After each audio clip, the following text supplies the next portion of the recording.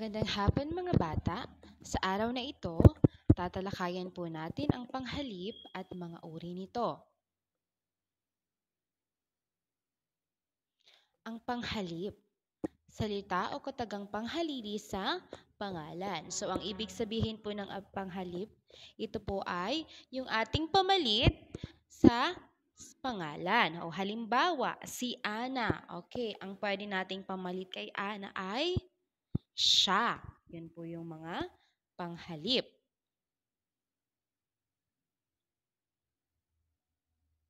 Ano-ano nga ba ang mga pang-uri ng panghalip?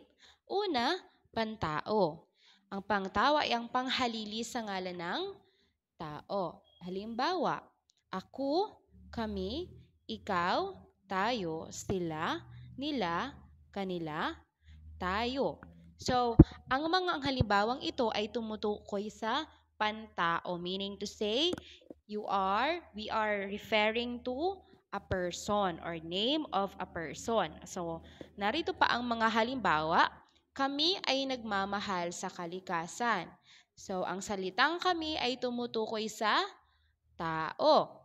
Ako ay pumunta sa Baguio. So, imbis na pangalan ng tao, ang ipinalit po natin ay ako. So, balikan po natin sa unang halimbawa, kami. Imbes na sabihin niya yung mga pangalan ng tao, ginamit na lamang natin ang salitang kami. Ano pa? Humanap kayo ng mapagtataguan.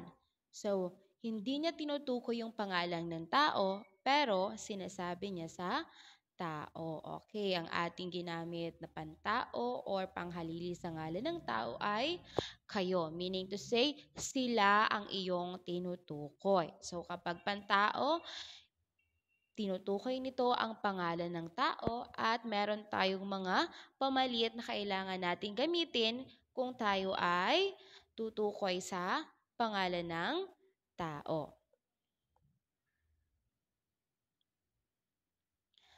Ang sumunod naman nating pang-uri ng panghalip ay pamatlig. So ano nga ba ang pamatlig? Ginagamit sa pagtuturo ng pangalan. Kung ang pantao ay pamalit sa pangalan ng tao, ito naman ay tumuturo o kumbaga tinuturo niya. Okay, halimbawa, ito ay pag sinabing prominal, ito, nito, dito, rito, iyan, niyan, dyan, riyan, iyon, noon, doon, or roon. So, pag sinabi po nating prominal, kumbaga, tinutukoy mo yung isang bagay. Pero, hinahawakan siya ng tao. Let's say, for example, ito ang aking lapis. Iyan ang aking libro. Iyan ang aking tahanan. Ito ang aming silid-aralan. Okay po. So, pwede naman nating sabihin na noon ko pa nalaman na siya ay umalis. Noon ko pa nalaman na siya ay umalis. Ano pa? Isa pang halimbawa ay doon si Kara nakatira sa malapit sa amin. So, ang aking mga halimbawang nabanggit ay tumutukoy sa panturo o kaya nagtuturo ng pangalan. So, tingnan ang halimbawa.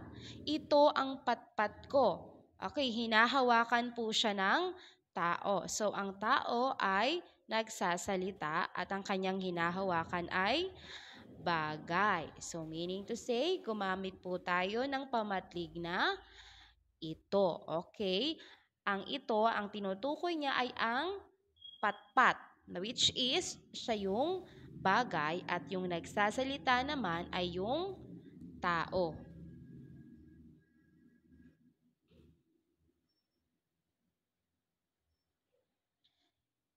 Isa pang mga halimbawa. So, basahin ng malakas ang usapan ng magkaibigan. So, meron ditong hinanda si teacher na halimbawa na kung saan sila ay nag-uusap. So, sabi dito, Miko, ito ang aming bahay. Dito kami nakatira. So, itinuturo kay Miko kung nasaan ang kanyang bahay. So, pinagsasabihan niya si Miko na, Miko, ito yung bahay ko. Kaya gumamit tayo ng pamatlig na ito, which is sinasabi ng tao at kung saan yung ito ang tinutukoy niya naman yung bagay, which is yung bahay nila. Ano pa? Alan, iyan pala ang pinagmamalaki mong bahay? Okay, so ang sabi naman kay Alan, o yan ba ang iyong pinagmamalaki mong bahay? So, ibig niyang sabihin, tinutukoy niya rin yung isang bagay. Pero, ang tao ang nagsasalita. So, pag sinabi nating pamatnig, nagtuturo.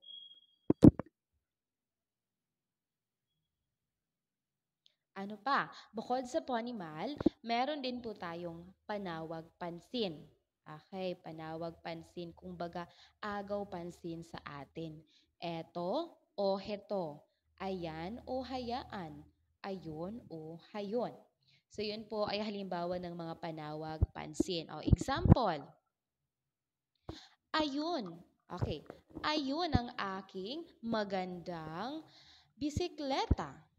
Kung baga, kung may kasama kang mga kaibigan, pwede mo yung sabihin, pwede mo yung gamitin para agaw pansin ang iyong bisikleta. Isa pa, ito ang nag-iisa kong magandang damit.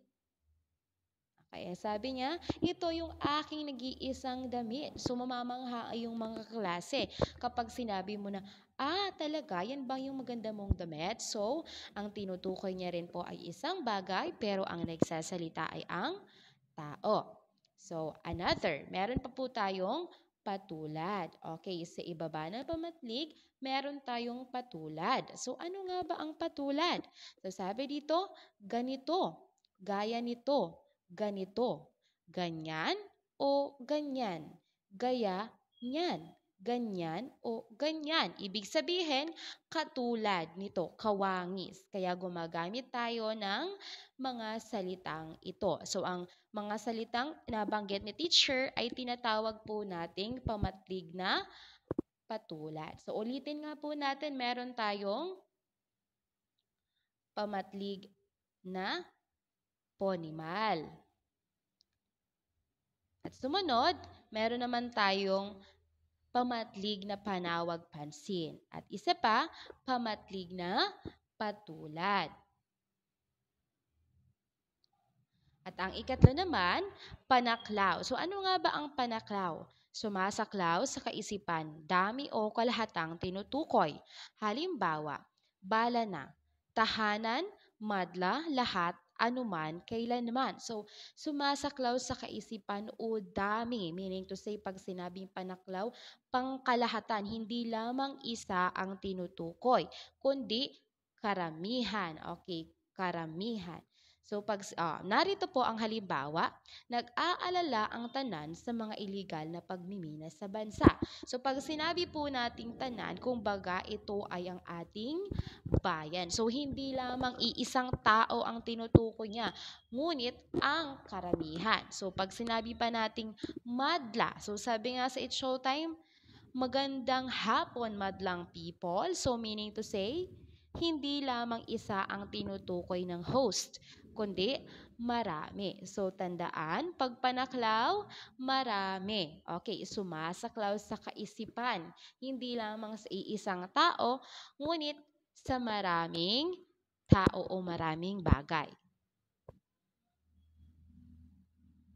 Sumunod, pananong. Mga salitang ginagamit sa pagtatanong na maaring isang pangalan o panghalip ang inaasahang kasagutan. So, pag sinabi naman po nating pananong, okay, nag-aantay tayo ng sagot na yes or no, oo o hindi. Okay, ginagamit natin ang pananong kapag tayo ay magtatanong.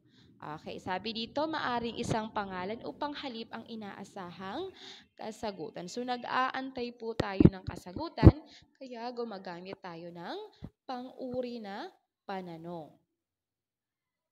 Okay, halimbawa, isahan, sino, kanino, ano, alin. Pag maramihan naman, sino-sino, kani-kanino, ano-ano, alin-alin. So, sabi dito, sino ang kumain ng baon ko? So, ang tinatanong niya, sino raw ba ang kumain ng baon niya? So, siya ay nagtatanong. Nagtatanong sa tao. Okay, kaya gumamit siya ng sino. Ano-ano ang mga produktong galing sa ibang bansa? Pag ginagamit naman natin ang ano-ano, meaning to say, tumutukoy tayo sa bagay. Okay po. Alin sa mga sumusunod ang nagsisilbing gabay ng mga mag-aaral sa pag-aaral? So, ang alin ay kadalasan din po natin ginagamit kapag tayo ay may binabasang talata. Kasi na tinatanong kung ano yung nalaman mo, ano yung naunawaan mo. Kaya gumagamit tayo ng salitang alin.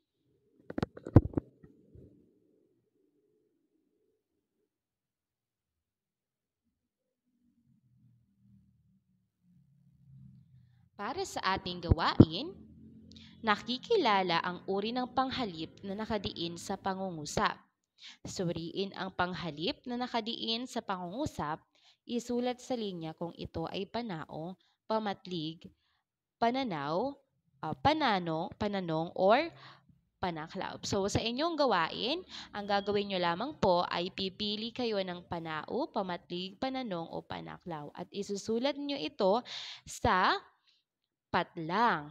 Pero kailangan nyo pong unawaing mabuti ang mga pangungusap upang matukoy natin kung alin ang mga halimbawa ng panghalip at kailangan nating tukuyin ang tamang pang-uri na ginamit dito. Naunawaan po ba? So sana po malinaw po ang sinabi ni teacher. Okay? Yun lamang po ang ating talakayan sa araw na ito. Nawa ang lahat ay nagkaroon ng bagong kaalaman. Maraming salamat.